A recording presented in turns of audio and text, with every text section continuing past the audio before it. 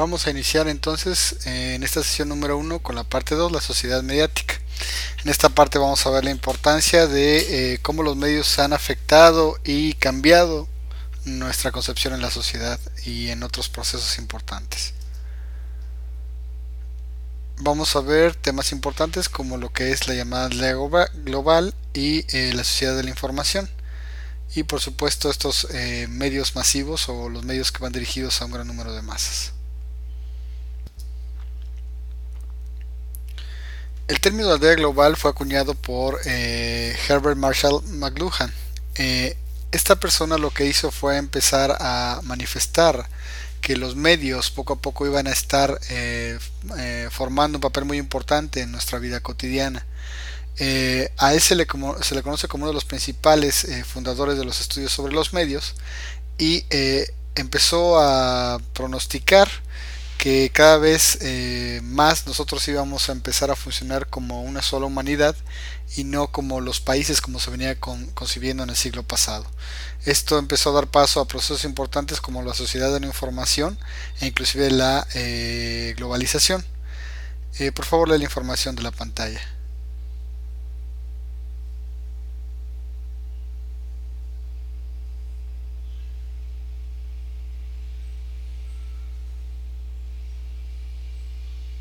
Muy bien, continuamos.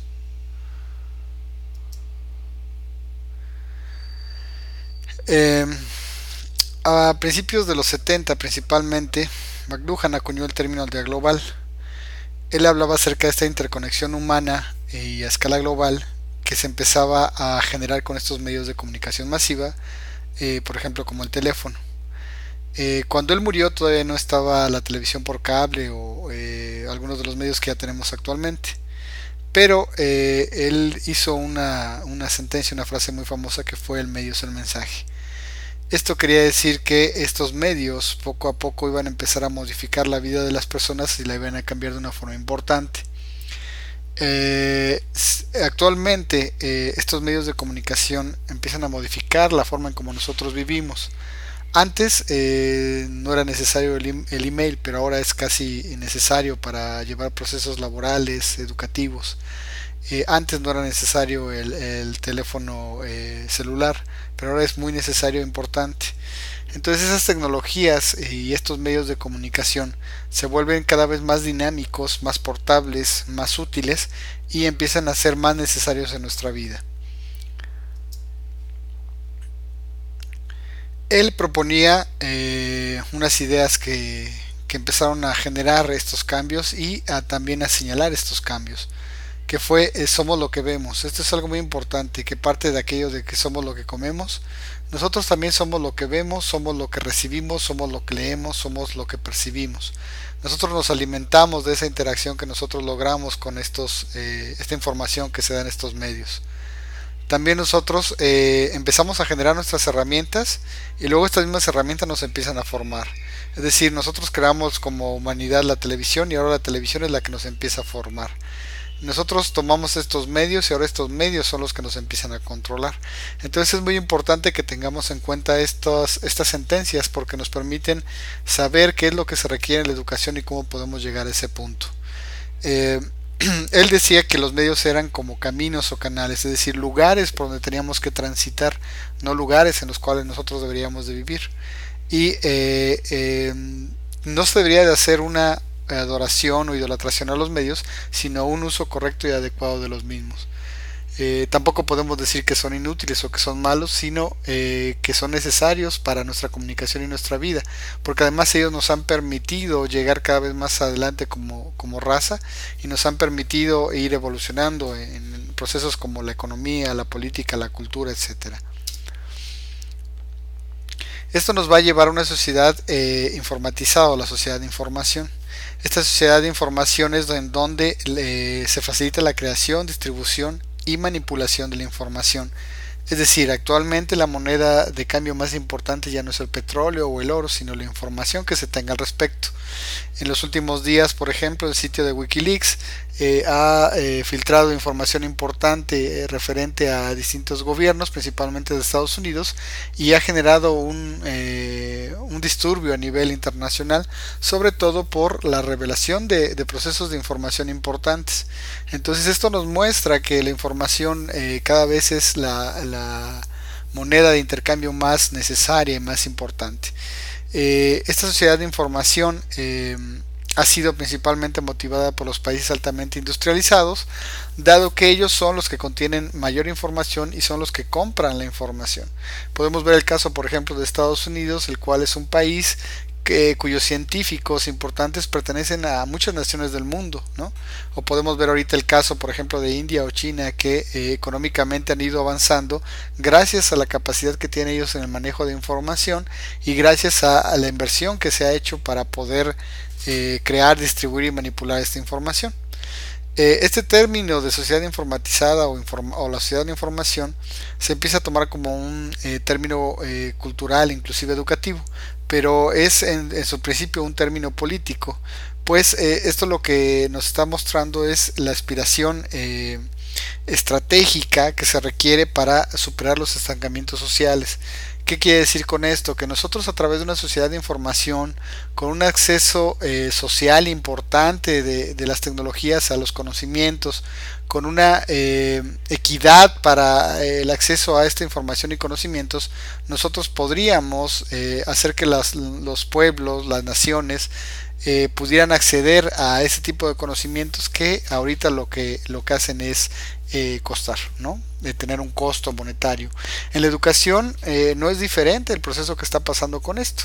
Es decir, la educación se vende actualmente.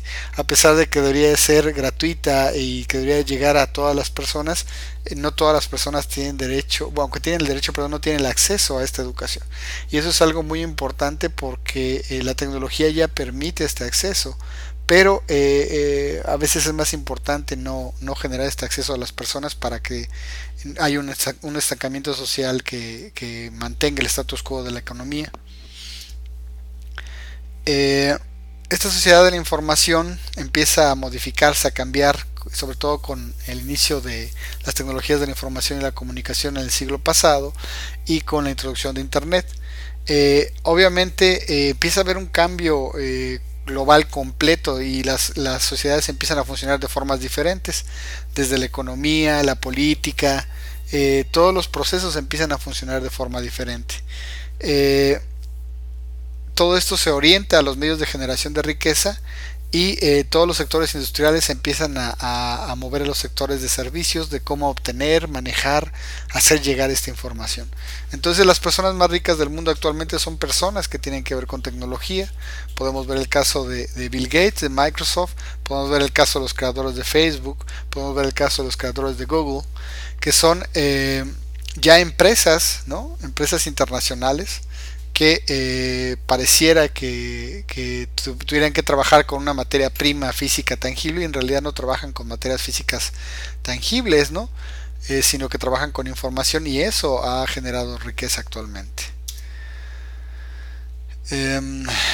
Las sociedades modernas ya no asocian los empleos a fábricas, es decir, ya no se asocia que yo voy a tener un empleo dentro de una fábrica donde yo voy a producir algo al final de esta línea de producción, sino yo generalmente voy a trabajar en mi casa, en una oficina y voy a estar generando información, voy a estar almacenándola, procesándola, voy a estar haciendo llegar esta información a las personas y voy a cobrar por eso, ¿no?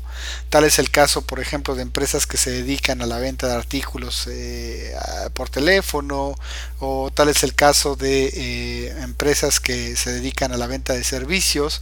Yo tengo tal información, puedo y sé hacer esta cosa y por lo tanto te vendo este servicio, o en su momento te vendo la información, ¿no? Esto ha sido lo que ha generado los cambios en la economía y obviamente las TIC, las tecnologías de la información y la comunicación, generan un papel muy importante y son las que propician que todo esto suceda.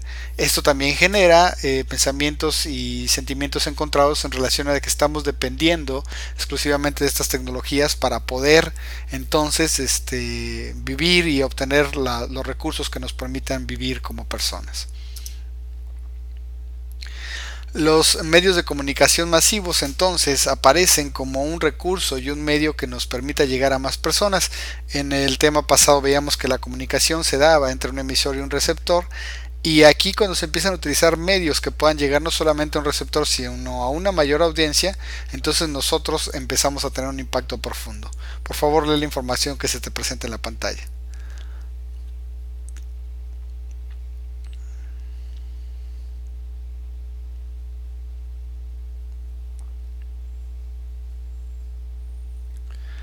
Como puedes ver, lo que nosotros pretendemos o lo que pretenden estos medios es justamente llegar a muchas personas de forma simultánea. Por ejemplo, este material que tú estás viendo va a llegar a muchas personas de forma simultánea. Puede ser llegado en este momento a una determinada clase o puede ser puesto en internet para que las personas que así lo desean lo puedan requerir. Entonces, si este fuera un medio físico como un libro, no podría llegar a más personas. Sin embargo, eso es un ejemplo educativo, pero los medios de comunicación masivos como la televisión, por ejemplo, que surge como parte del formar, informar y entretener, actualmente solamente se dedica a informar y entretener a las personas. Es muy raro que la televisión se dedique a formar, salvo algunos que otros programas o canales que sí intentan formar a las personas o entretener a través de una formación. Por ejemplo, hay algunos programas de National Geographic o History Channel que lo que quieren hacer es entretener pero también formar. Sin embargo, la televisión abierta, la televisión que llega a más personas, al menos en nuestro país, lo que busca únicamente es entretener para vender. Entonces estos medios de comunicación masivos están íntimamente ligados a un proceso publicitario y a un proceso económico relacionado con intereses pues que tengan que ver con el vender solamente, ¿no? Esto lo podemos ver, este beneficio económico relacionado a un empresario o grupo empresarial, pues obviamente lo que quiere es un medio que les permita llegar a muchas personas. Actualmente la educación pública está a salvo de este tipo o en teoría está a salvo de este tipo de intenciones. Sin embargo, las universidades, por ejemplo, o las escuelas ya privadas, ya tienen relaciones con algunos tipos de empresas y se relacionan desde que la persona entra a este tipo de escuelas y tiene la publicidad dentro de estas escuelas o inclusive son preparados para trabajar dentro de estas empresas.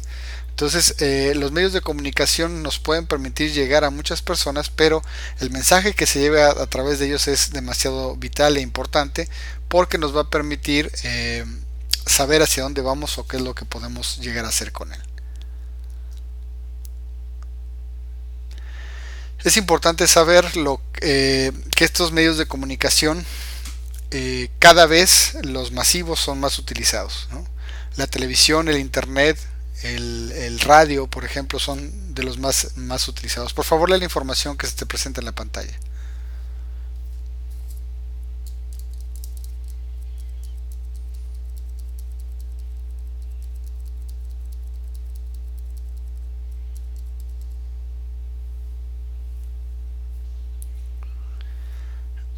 Todos los ciudadanos del mundo están expuestos a uno u otros medios, es decir, se puede llegar a todas las personas del mundo.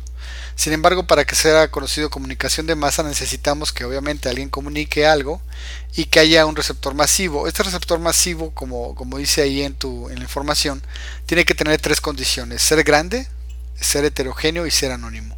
¿Esto qué quiere decir? Que nosotros podemos sectorizar la información de masas y al momento de sectorizarla nosotros podemos llegar a vender productos o vender mensajes relacionados con un grupo de gente. Es por esto que nosotros podemos ver diferente publicidad orientada solamente a algunos grupos, como los hombres de tal a cual edad, las mujeres en determinado proceso, etcétera, etcétera. Pero esta comunicación de masas, cuando nosotros la aplicamos, se aplica generalmente a este tipo de grupos en específico. Y estos medios aplicados a la comunicación de masas son instrumentos exclusivamente de la misma y no son el acto de comunicación en sí. Esto quiere decir que los medios se pueden utilizar para distintas formas. Desafortunadamente no pueden utilizarse para procesos formativos completamente. La televisión es muy costosa y el internet, aunque no lo es tanto, la educación no ha hecho el uso que debería acerca de la explotación masiva de contenidos educativos. Actualmente uno puede entrar a sitios como Wikipedia o diferentes sitios educativos de colaboración común que permiten el aprendizaje. Sin embargo, esta explotación masiva gratuita depende de que la persona tenga un acceso a la tecnología y esto obviamente lo hace un poco inaccesible.